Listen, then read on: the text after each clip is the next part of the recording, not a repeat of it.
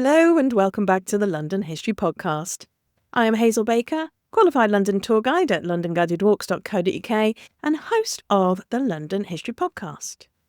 Today we're stepping through the doors of Worship Street Police Court, one of Victorian London's busiest and most crowded spaces, to examine a case that exposes something far darker than simple theft. Each morning here, the doors were besieged like the pit entrance of a cheap theatre. Men in caps, women in shawls, errand boys and idlers all jostling for a place inside, eager to see who would appear in the dock. The queue spilled off the narrow pavement and into the street, forcing carts and cabs to edge their way past, knocking onlookers who refused to give up their spot. Some regulars arrived early and stamped their feet against the cold, trading gossip about yesterday's cases as if they were reviewing last night's performance. Inside, the air was close with damp wool, coal smoke, and too many bodies. Charges were rattled through at pace, and justice was quite literally on display. It's late December 1870, and the magistrate's bench is about to hear evidence of a crime that reaches far beyond 3 desperate women accused of stealing buttons. Yes, you heard that right. This is a story about poverty, complicity, and the shadowy networks that enabled crime to flourish in the East End of London. The case is called the Button Theft Scandal, and it reveals just how tangled the web of Victorian crime could be. When we talk about Victorian London here, we're not thinking of grand decorative red brick buildings and wide boulevards. We're in the city's East End, a sprawl of narrow streets and alleys pressing out from the old city walls. Tall, soot-darkened buildings crowd the sky. Washing hangs between upper windows. Children play in gutters where rainwater mixes with coal dust and horse dung. This is the London of factory whistles, street markets, and ceaseless movement. Dense, noisy, and for most people, poor. Picture this. It's a cold, grey December morning in 1870, and Worship Street Police Court is packed, as it so often was, standing room only. The bare wooden benches are crammed. Latecomers lean against the walls or crowd at the doorway, craning their necks for a better view. The air is thick with the smell of wet coats steaming in the heat, cheap tobacco and unwashed bodies. If you'd walked to Worship Street from the city that morning, you'd have come through a landscape of constant traffic.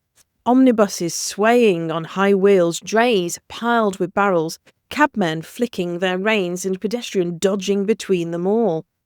The air would sting your nose not with fresh cold, but with coal smoke from thousands of chimneys, the sour smell of breweries and gasworks, and the ever-present tang of the open street. London wasn't a postcard. It was a working machine.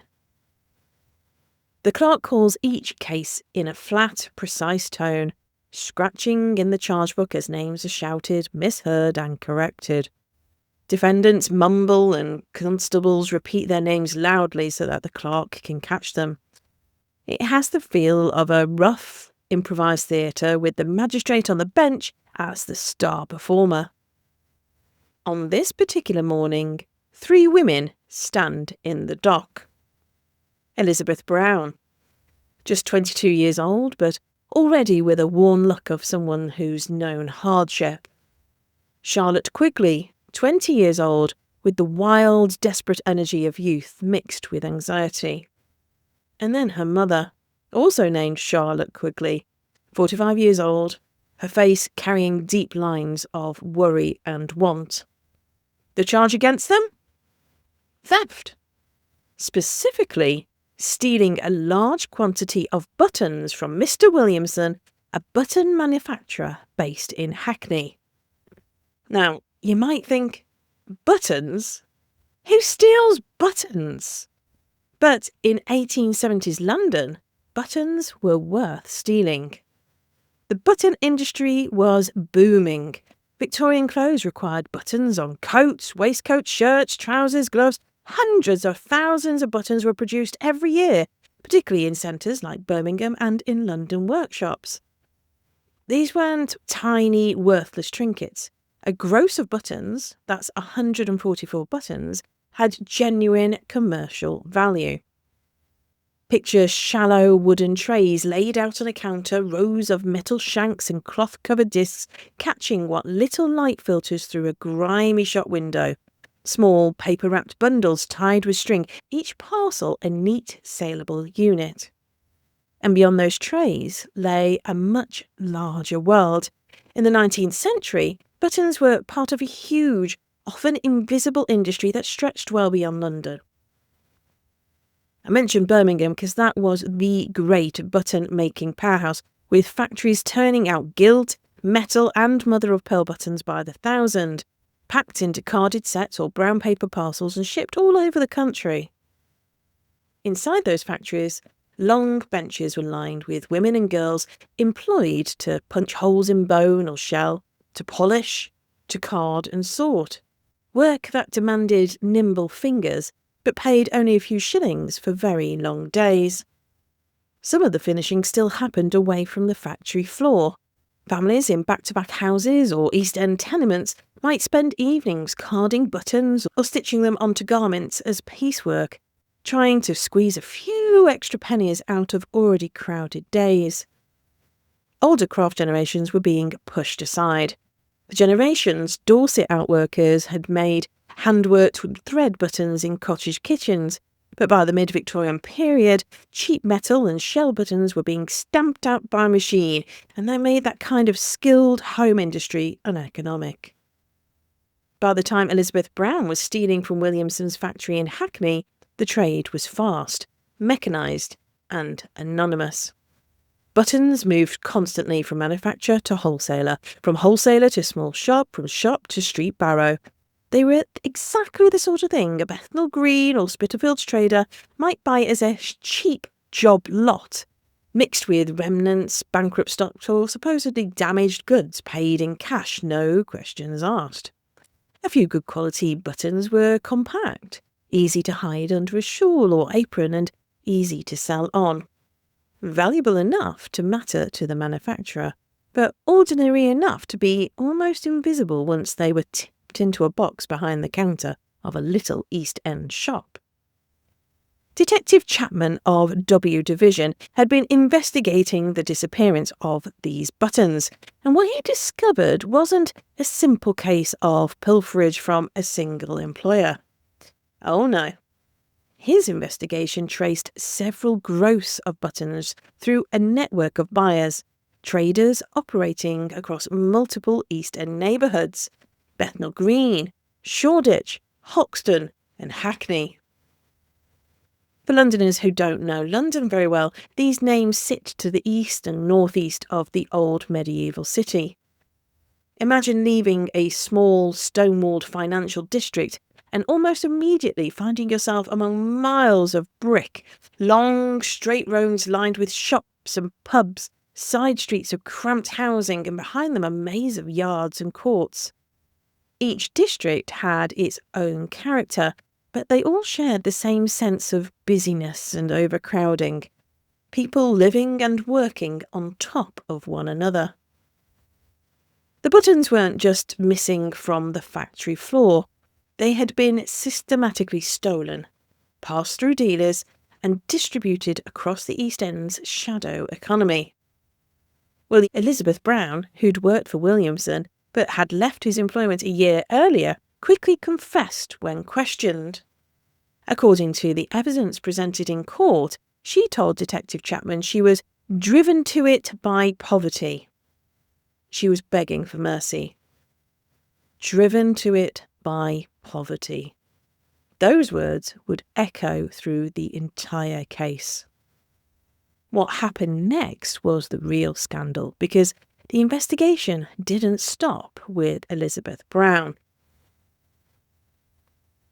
Here's where the case becomes genuinely interesting, both historically and morally. Magistrate Bushby, and he's a character we'll return to, he allowed Williamson's solicitor to call a parade of witnesses.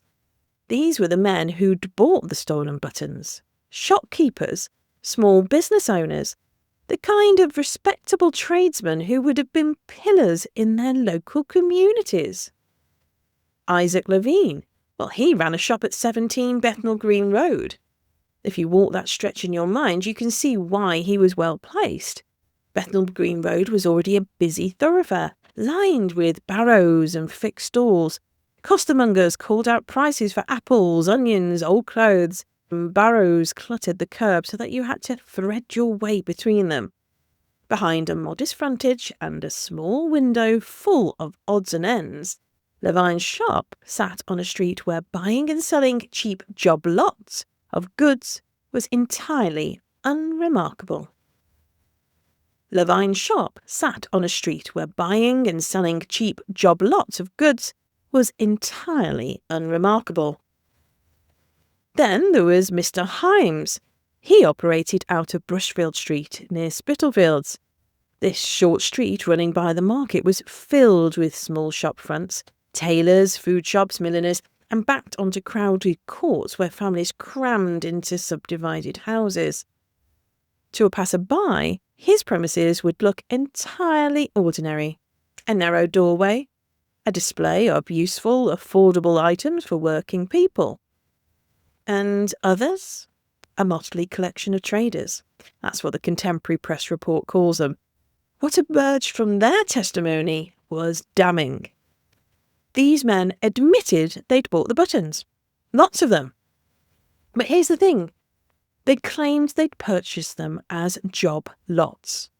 That's trade jargon for mixed batches of goods, often sold as discounted bundles. They said the buttons came through as damaged. They offered a variety of explanations for why they hadn't asked questions. No proper records were kept. No neat ledgers itemising every purchase. At best, there might be a smudged notebook on the counter, a few penciled figures, a handful of loose coins behind unlabelled parcels of goods. And crucially, and this is what really angered Magistrate Bushby, none of them had reported their suspicions to the police. Think about that. These shopkeepers were operating in an ecosystem where receiving stolen goods was routine business. It was normalised. It was, in many ways, acceptable. And the goods themselves, buttons, played into that. Humble objects tied to a vast, feminised industrial system of factories, sweatshops and home workers, which made it all the easier to pretend that a suspiciously cheap job lot was just another parcel from the trade. This is one of the great untold stories of Victorian London crime. We tend to focus on the high-profile villainy, the famous case of Jonathan Wild in the 18th century, or later, the organised gangs that emerged in the Dockland area. But the everyday complicity of ordinary traders in the disposal of stolen goods, that's where the real machinery of crime actually operated. The system was built on willful blindness. And that's exactly what infuriated Henry Jeffreys Bushby, the magistrate presiding over the case. He had been educated at Eton and had served in the Bengal Civil Service in India before taking up the position at Worship Street in 1870, the very year of this case. So he was relatively new to his role, but he came with experience of administration and, importantly, a very clear sense of moral authority. From the bench, he looked down over a sea of caps and bonnets. To his left, the clerk bent over the charge book. To his right, a constable stood ready to bring the next prisoner up. The courtroom itself was plain. Bare boards underfoot, thick glass windows, worn benches polished by use. Bushby was articulating something that rarely made it into Victorian discourse about crime. That poverty and desperation created the conditions for theft, yes, but that the middlemen, the traders who profited from stolen goods, were equally guilty. They perpetuated the system. They created the market for stolen goods. Without receivers, there could be no theft. To understand why Elizabeth Brown and Charlotte Quigley felt driven to it by poverty, we need to situate this case in its historical moment. London's East End was in the grips of profound economic distress. The 1860s had been catastrophic for many East End workers. A banking crisis early in the decade was followed by severe downturns in shipbuilding and related trades in the docks. In areas around Spitalfields and Bethnal Green, the silk weaving districts that had once supported skilled artisans slid into decline. Narrow streets of weavers' houses now housed casual labourers and the chronically underemployed. Bethnal Green Road and its side streets were lined not only with shops and barrows, but also with courts and alleys tucked behind them, yards without outdoor privies, a single standpipe serving several families, upper rooms subdivided with thin partitions. Overcrowding and insecurity were the norm. A typical East End street might look lively at first. Hawkers shouting their wares, women gossiping on the doorsteps, boys running errands with baskets. But step inside one of those front doors and you'd find 3, 4, sometimes 5 families sharing a single house. One room might serve as a bedroom, kitchen and workplace all at once, with a pulley over the bed to hoist washing up to dry. Water came from a shared tap in the yard. Everyone used the same outside privy. Privacy was a luxury very few could afford. For a young woman like Elizabeth Brown, who'd presumably worked as an assistant or finisher in a button factory, the pay would have been meagre. Women in similar trades often earned just enough to keep a roof over their heads, but that's not enough to weather illness, job loss, or rising food prices. A week's work could be swallowed by rent and bread. In some districts, women and girls were paid by the thousand for carding or sewing buttons, rates so low that they had to work exhausting hours to make ends meet. And Brown had left Williamson's employment a year before the case came to court. She wasn't unemployed by choice. She was cast out, likely due to the very poverty and desperation that had driven her to supplement her income by stealing. The Quigley women, mother and daughter, faced similar circumstances. Mrs. Charlotte Quigley, 45, would have been considered past her prime for factory work. Young Charlotte, at 20, had likely worked as a labourer herself, perhaps in a small workshop or also as a finisher in the clothing or trimming trades. These weren't career criminals. These weren't women operating as part of an organised gang. They were women trying to survive in an economy that offered them almost nothing. And here's what strikes me about the case. Elizabeth Brown confessed immediately and asked for mercy. She didn't deny the theft. She didn't claim innocence. She said plainly, directly, "I was driven to it by poverty." It's a line that could sit comfortably in a social investigator's notebook. By this time, observers were already documenting the reality of East End poverty. Children in bare feet selling matches or sweeping crossings, women taking in washing or piecework until late into the night. Against this backdrop, the theft of buttons from a manufacturer wasn't a simple moral failing. It was a rational, if risky, response to economic desperation. Now, let me bring us back to what I think is the most significant aspect of this case and what Magistrate Bushby was really addressing: the role of receivers in Victorian London's criminal ecosystem. You can't have a theft without a thief, obviously, but you also can't have systematic theft without a market for it. And that market was created and sustained by men like Isaac Levine and Mr. Hyams, ordinary shopkeepers operating in Bethnal Green, Hoxton, Shoreditch and across the East End. Step out of Worship Street in your mind and walk east. To walk across Victorian London was to move through layers of sound and smell. Around you, the iron ring of hammers from workshops, the clatter of hooves, the calls of costermonger, "Spuds, Walter Grace," rising over the street. Underfoot, the pavements were uneven, slick in wet weather with coal dust and mud ground into every crack. Even if you never entered a factory or a court, the city's industry and its poverty were impossible to ignore. They pressed in on you from every direction.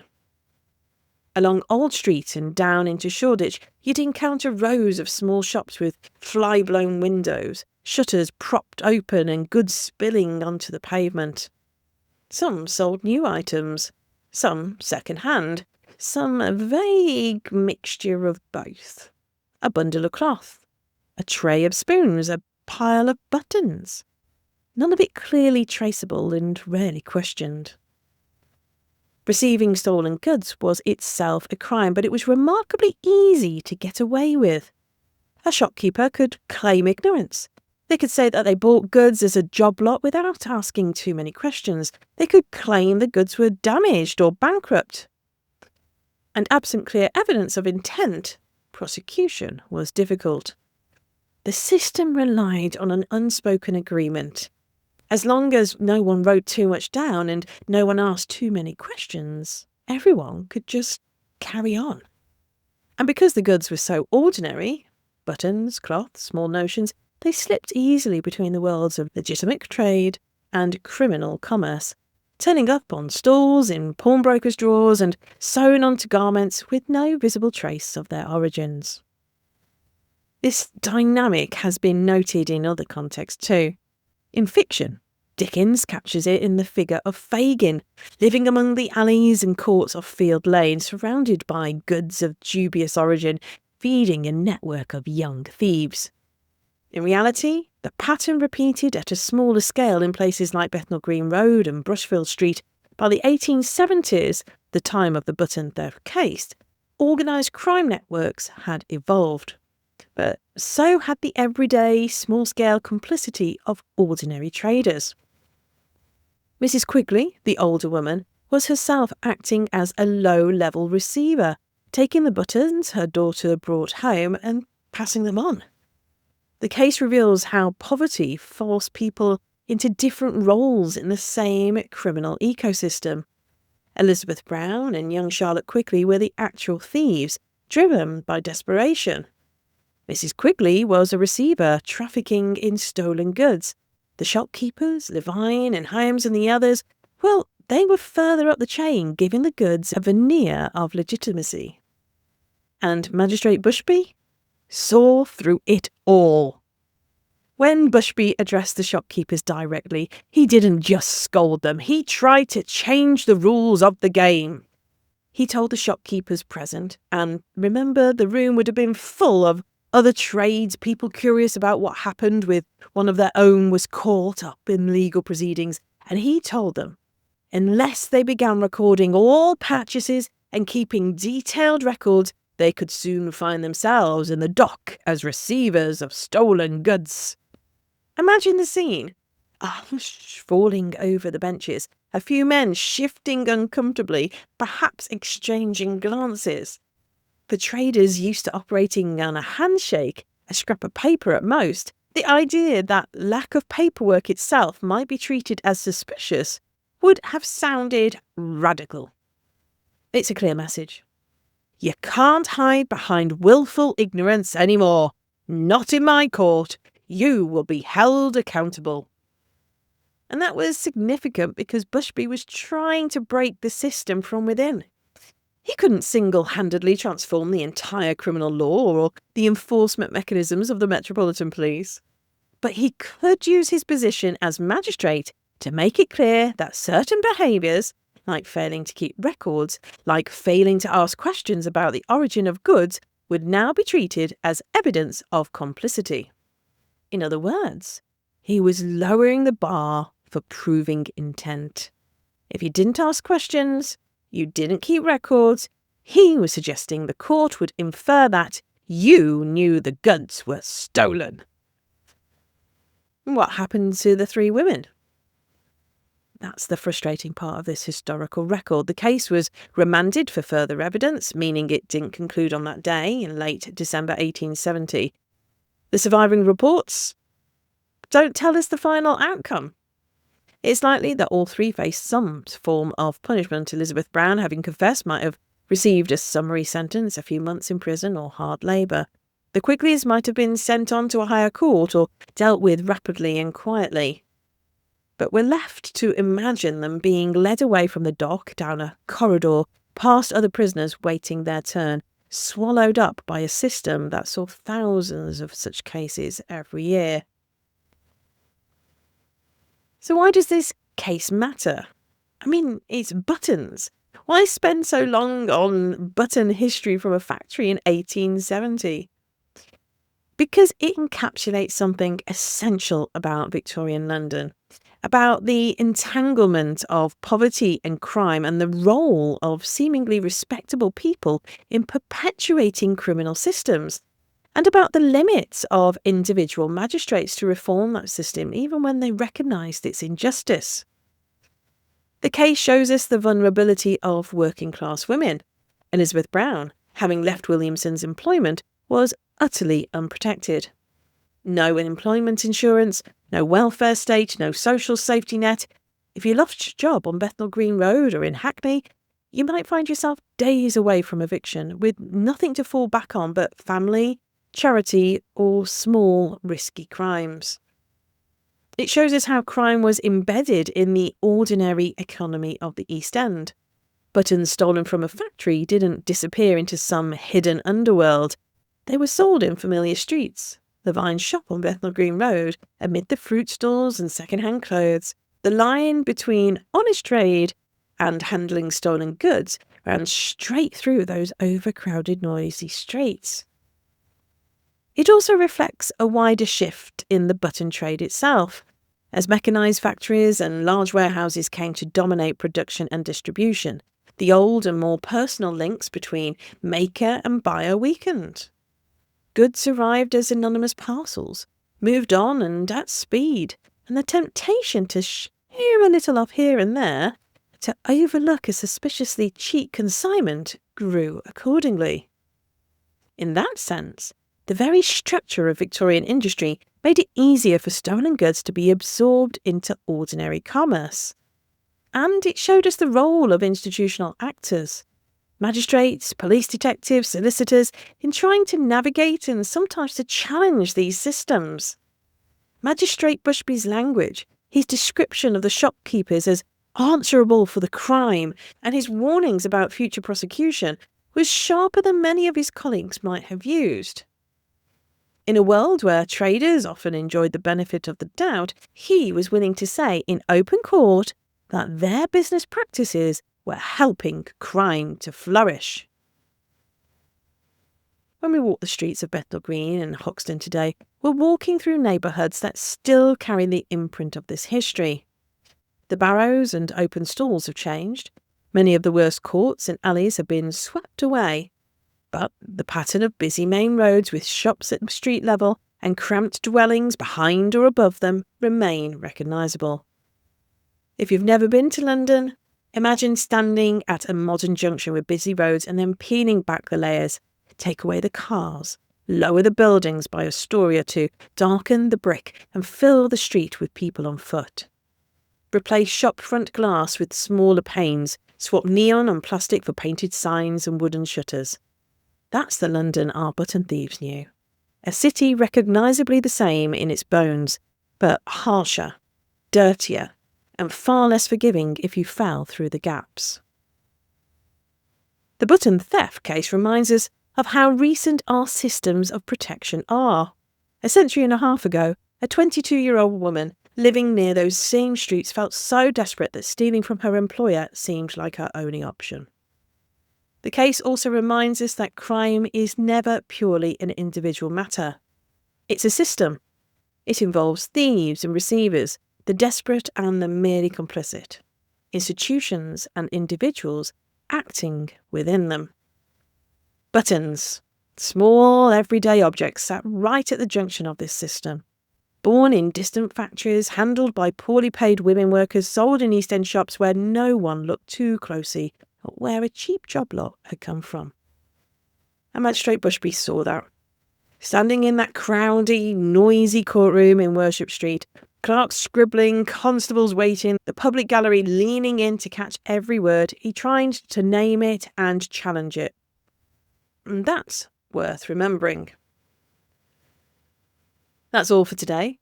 If this episode has whetted your appetite for more Victorian London stories, I think you'll find plenty to enjoy in the back catalogue. If disease and inequality in the Victorian city interest you, then have a listen to episode 147, The Prince, the Pauper and the Russian Flu. In January 1892, the Russian flu swept through London, closing theatres, filling streets with black crape and leaving the young royal heir Prince Albert Victor fighting for his life. While he received round-the-clock care at Sandringham, thousands of ordinary Londoners suffered quietly and alone. It's a very uncomfortable picture of two very different Victorians, one royal, one desperately poor. For another slice of urban street life, episode 134, The Organ Grinders of Little Italy, takes you to Clerkenwell, where a vibrant Italian immigrant community made the city streets sing. We walk the lanes immortalised by Dickens, meet the artisans and the street musicians who became the soundtrack of Victorian London, and follow the legal battles that eventually tried to silence them. It's a story of hope, hardship, and the mark left by people who arrived with very little and gave London something it still hasn't forgotten. Thinking about the environmental conditions that shaped daily life for people like Elizabeth Brown, episode 107, Rats, a Victorian Problem, is well worth your time. London in the 19th century was teeming with rats, and the threat they posed to public health was very real. We hear from investigative journalist Henry Mayhew and naturalist Charles Waterton, who both documented the problem in fascinating detail, and we discover the curious connection between Victorian actress Ellen Terry and a fear of rodents that never quite left her. And if you want to understand the women who pushed back against the very systems that kept Elizabeth Brown trapped, episode 104, women's rights activist Annie Besant tells the extraordinary story of one of Victorian London's most remarkable figures. From her trial for publishing a birth control pamphlet to leading the famous Match Girl strike in Spitalfields, Annie Besant challenged the law, the church, and polite society, usually all at once. A genuinely astonishing life. You can find all of those and everything else in the archive at londonguidedwalks.co.uk/podcast. And if you enjoy the podcast, please do leave a rating and a review. It makes a huge difference. Join me on a walking tour in London, buy your tickets for a public walk or treat yourself to a private tour, all available on our website londonguidedwalks.co.uk. Until next time, I'm Hazel Baker. Thank you for listening to the London History Podcast.